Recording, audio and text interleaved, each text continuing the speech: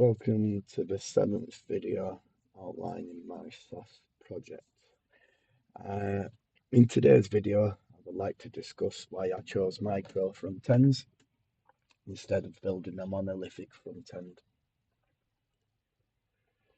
In the last video, I explained why I chose microservices over a monolithic architecture and how breaking my system into independent services improve scalability, flexibility, and maintainability. But backend architecture is only a part of what I need to deliver to have a functioning SaaS platform. So what about the front end? Just as I discussed how monolithic backends can become a bottleneck, so too can the front end. The same issues that plague monolithic backends plague a monolithic front end too, slowing teams down and making scaling difficult. And that's why I decided to adopt a micro front end or MFE architecture using Angular. In this video, I will walk you through what micro front ends are, why I chose them for this project, and how they fit into my overall architecture. Before we discuss micro front ends, let's look at how traditional front end applications are structured. In a typical monolithic front end, we have a single unified code base that handles all aspects of the user interface: authentication, authorization, reporting, dashboards, list goes on. Everything's tightly coupled. Every feature, module, and UI component exist in the same application. And as with a monolithic backend, at first the monolithic front end works well, deployments are simple, maintenance is simple, and then over time as the application grows, we end up with familiar challenges. This should start to feel familiar. As discussed in the last video, eventually we end up with scalability challenges. Developers trip over each other. Hardware resources are wasted as we over-provision servers. If a single module in the application is under heavy load, we must scale the entire application rather than the area that is under heavy use. Development slows down and releases become riskier, as changes in one area can affect other unrelated areas, requiring extensive regression testing. Simple UI changes require a redeploy of the whole front end. Lastly, we are again tied into one tech stack, which limits the available tools that can be used. For example, if we wanted to use React for a module within the system, we are unable as we are locked into the one framework.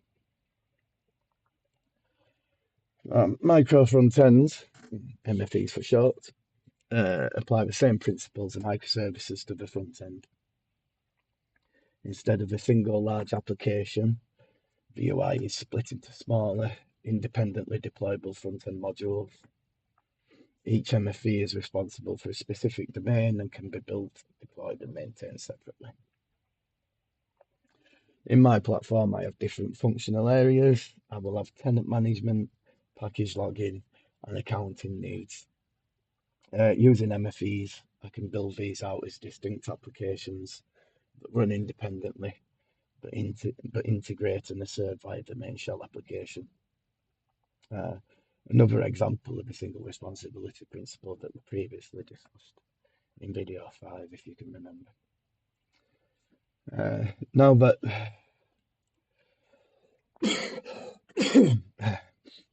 we know what they are, let's discuss the benefits and why I chose them for this project.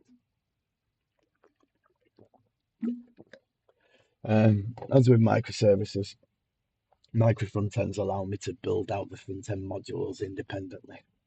If I need to update the package logging microsite, I can do so without touching the accounting or tenant user interfaces and functionality. And due to the focused nature of each microsite, I should see faster development. Teams can work on separate subsystems without interfering with each other and breaking unrelated features. Would be another benefit. Although I have chosen Angular, I can introduce and use other frameworks in the future. So this allows me to pick the best tool for the job. I can do this without rewriting my existing sites. The shell will load in the React or Vue MFE the same way it would an Angular MFE. This gives us better maintainability. Instead of one massive code base, I have smaller focused code bases that are easier to manage and test. Finally, I can scale the individual parts of the system independently from the rest of the system. I can scale out the hardware for my package log in MFE, for instance. When it experiences heavy load, I can auto scale up and down the MFE. This means I don't waste resources and over provision my hardware.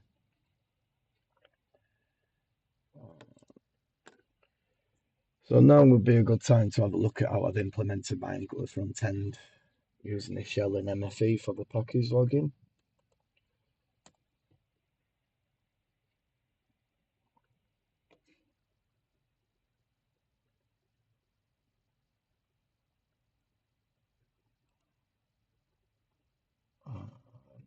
What we have here is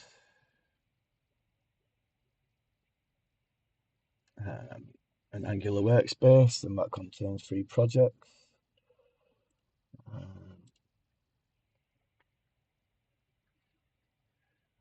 We've got my shell application, my packages, microsite, MFE, and a shared library that contains components and services that I need to share across both sites.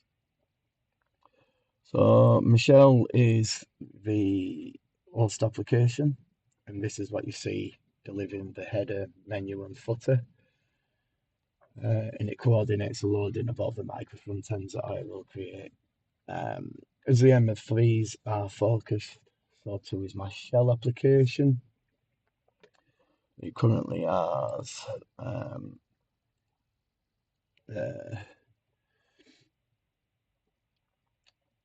header, footer, components, and we have I'm a login, view, unauthorized views. Also have a view for when the user logs in that displays some basic tenant information. And I have a view that handles account confirmation as well.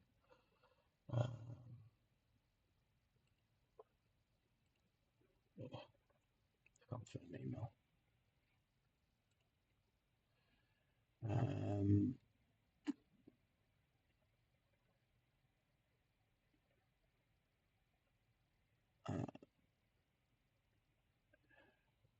And I may spin some of this out into an MFE that handles login, registration, etc., and maintain that separation.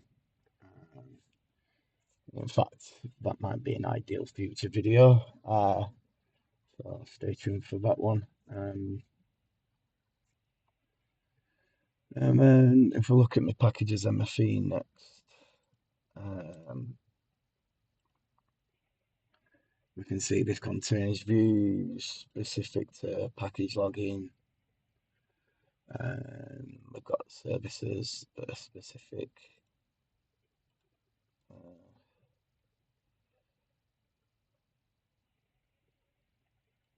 to package login and in this area. And as you can see, I maintain separation of concerns. And this is all tied together using Angular's module federation.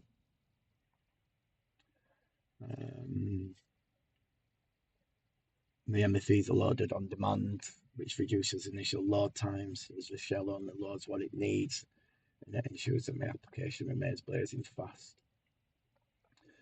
So in our MFE, we expose the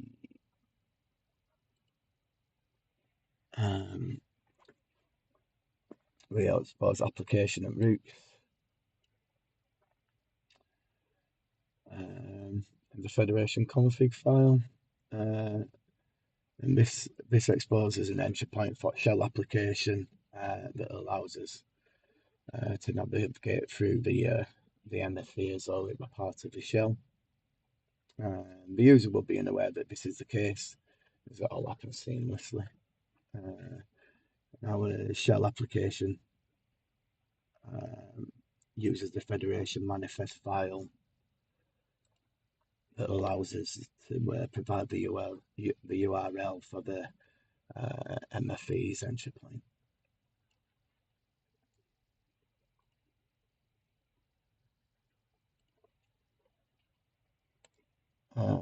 So micro frontends aren't perfect, just like with microservices. They introduce challenges that need to be managed. And instead of a single application, we now have multiple front-end applications to manage. This requires careful orchestration, and multiple automated pipelines will need to be built. Due to the independent nature of the MFEs, we need to be able to share state, and this is where the shared library comes into play. As we're loading multiple independent applications, we need to ensure that we don't affect the user experience. So lazy loading is key to this, ensuring that only the MFEs currently needed are loaded, preventing unnecessary resource consumption and improving the initial load time.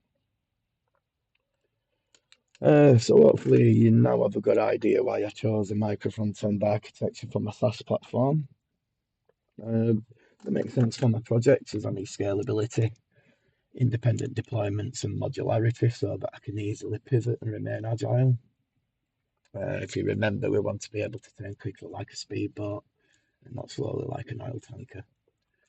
The same benefits that microservices bring to the backend, micro frontends will bring me the same benefits: faster releases, better maintainability, and importantly, more flexibility. However, as with microservices, micro frontends require proper orchestration, managing state, performance, authentication, and ensuring a smooth user experience of the challenges that will need to be accounted for. In the next video, I will discuss why I chose XUnit, auto fixturing, and substitute for my automated testing approach. If you're enjoying this series and want to see how I'm building this SaaS platform, make sure to subscribe. Let me know in the comments if any of you are using micro frontends in your projects, or if you're considering them. It would be good to hear your thoughts.